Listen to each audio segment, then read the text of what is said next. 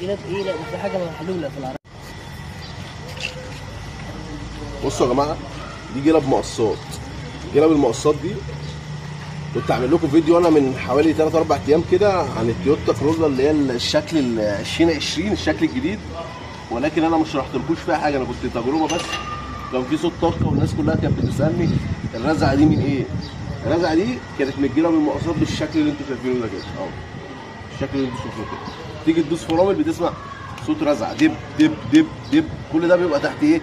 تحت رجلك. هوريكم دلوقتي لما الجلب المقصات دي تتحل تبقى شكلها عامل ازاي. بصوا يا جماعه، بصوا المقص ده، صور بقى من بره كده عشان معلش. بصوا يا جماعه المقص، بصوا الجنب كله. دي جلب صاحب العربيه مغيره ما كملتش، يعني ما كملتش معاه شهرين ولا حاجه. قلنا قبل كده اختار قطعه غيارك علشان ما تقعدش تفك وتقفل على الفاضي. يا جماعه دي الجلبه طبعا بعد ما احنا حلينا زي ما انتم شايفين مفيش جلبه مقص خالص. جلبه المقص متدمره. ده بسبب ايه؟ بسبب نوعيه الجلبه.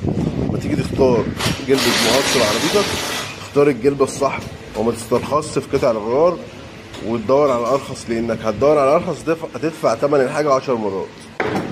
ملونا لايك.